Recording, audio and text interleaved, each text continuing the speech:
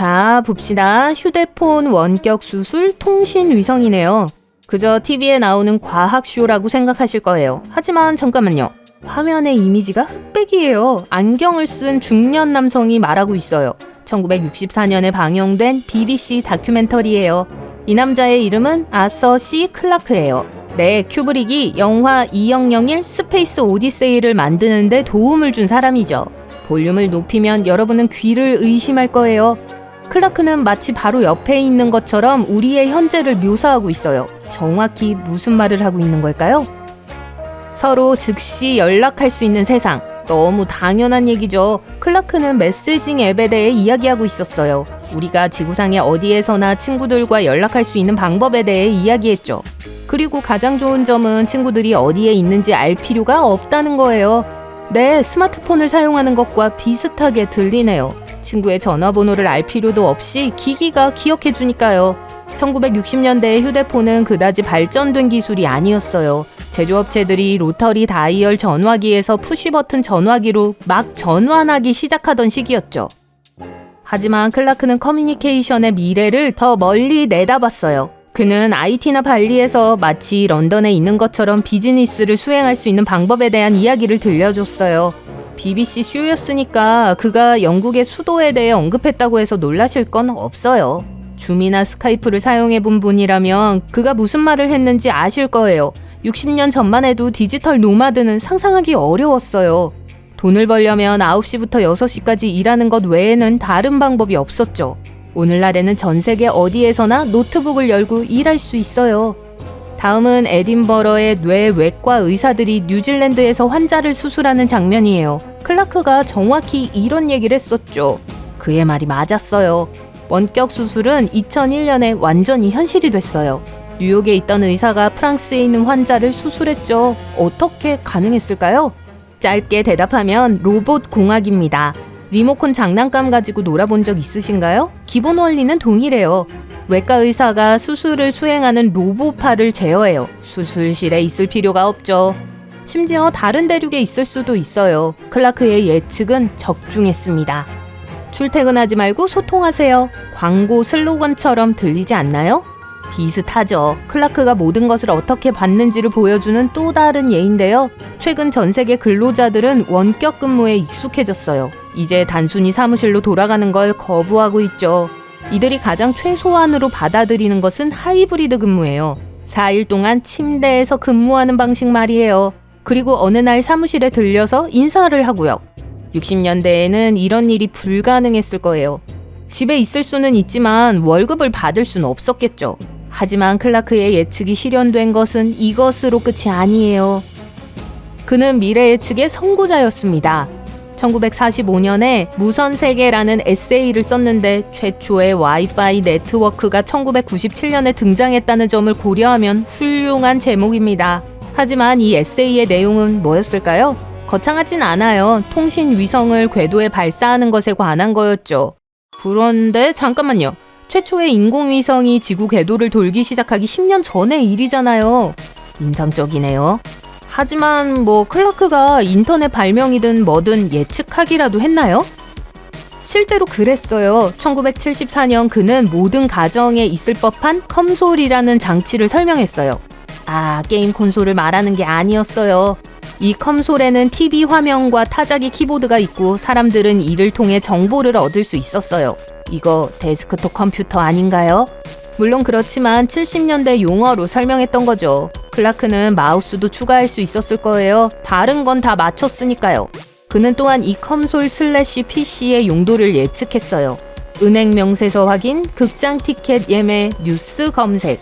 오늘날 우리가 컴퓨터와 스마트폰을 사용하는 용도가 바로 이거죠. 그렇다면 우린 어떻게 할까요? 바로 구글 검색입니다. 아서 클라크는 검색 엔진이 어떤 모습일지도 상상했어요. 이 사람이 예측하지 못한 게 있긴 할까요? 그는 도시가 완전히 사라질 거라고 믿었어요. 하지만 도시는 점점 더 커지고 있어요. 세계은행은 오늘날 전 세계 인구의 약 56%가 도시에 살고 있다고 추정해요. 이 수치는 앞으로 더 늘어날 거고요.